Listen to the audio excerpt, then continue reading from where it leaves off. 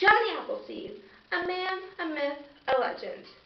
Somebody we learn about either in elementary school or through a movie put by Disney, strangely enough. Now, we all know Johnny Appleseed, but let's go over the legend real quick. Johnny Appleseed was a nice, scrawny little boy, well, man, who used to roam the countryside planting apple trees wherever he went.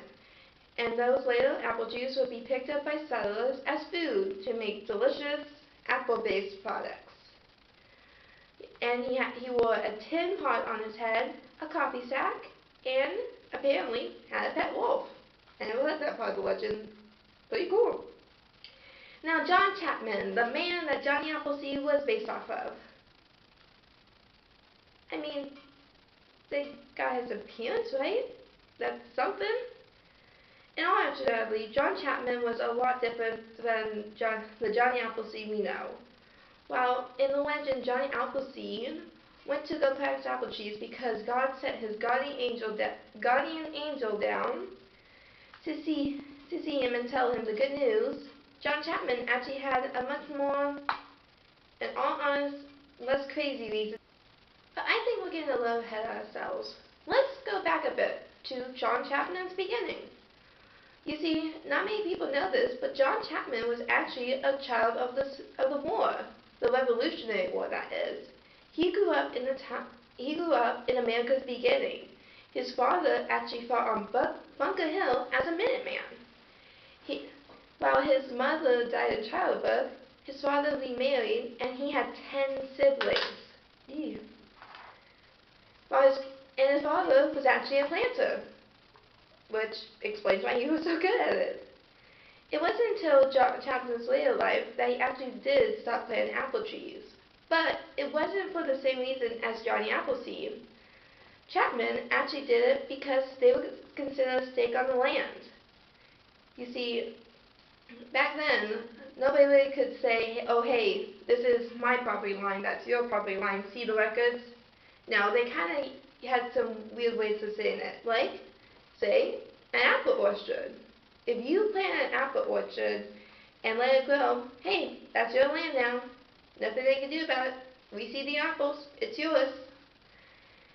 So John Chapman was actually a land baron. What he would do was he would plant these orchards of apple trees and then sell it to families as a settlement, which actually gave him a lot of money.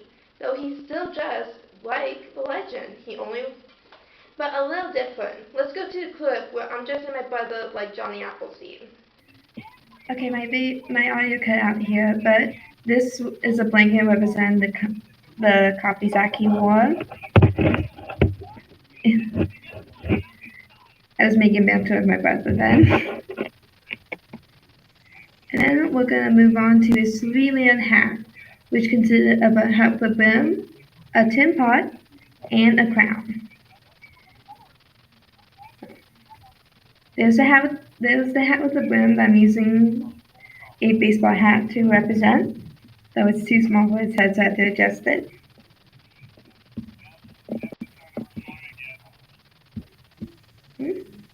There you go, now it fits. Then the tin pot that, oddly enough, did not fit his head, but I tried it on and it fit mine.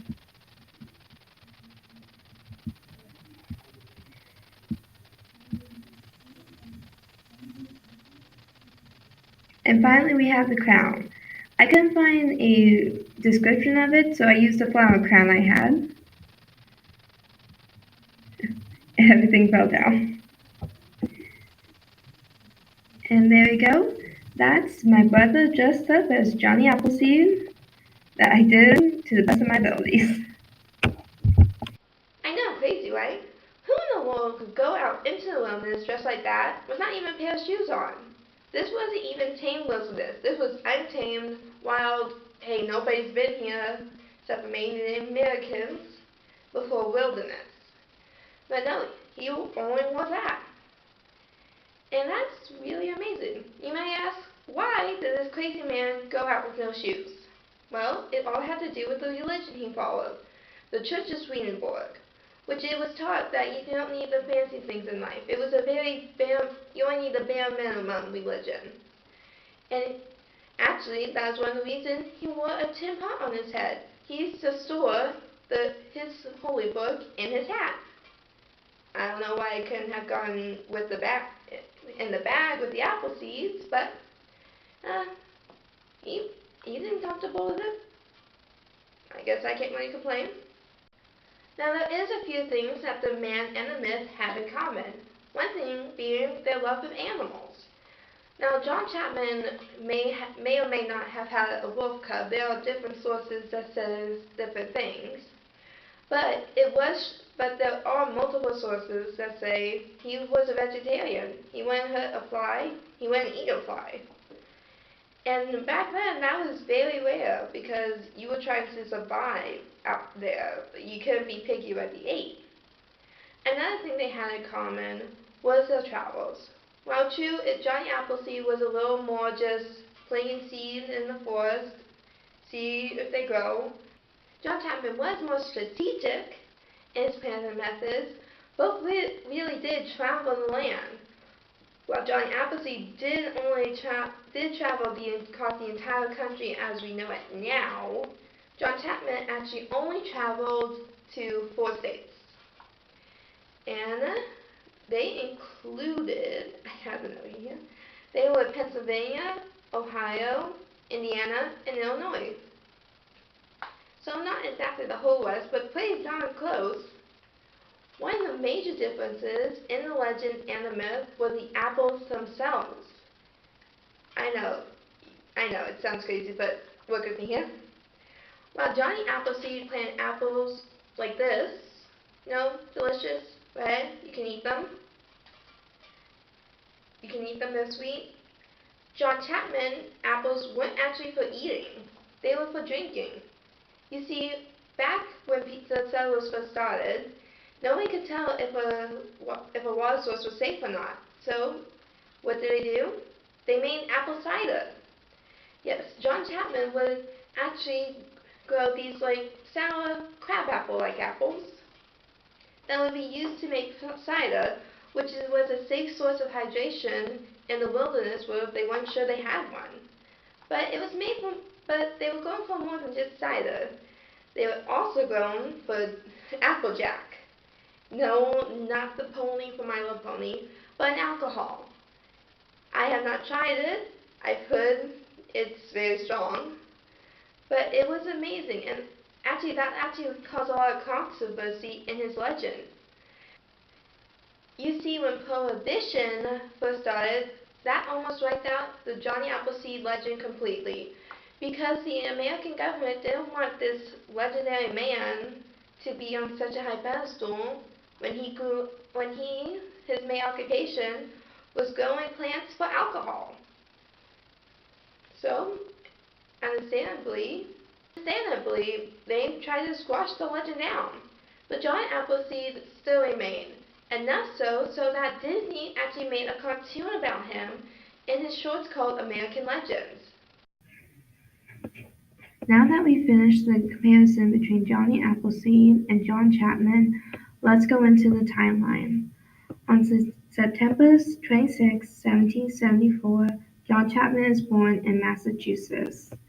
In 1812, John Chapman starts working independently as a nurseryman and also starts planting his apple orchards.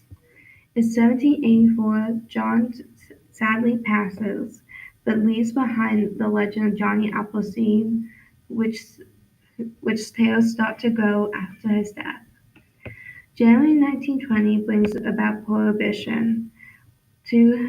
To discourage people from making applejack, many FBI agents would destroy the trees that John Chapman grew himself and leave nothing in their path.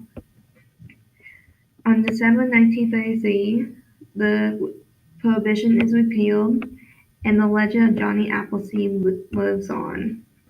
In 1948, Disney makes a cartoon about Johnny Appleseed for silly sympathies.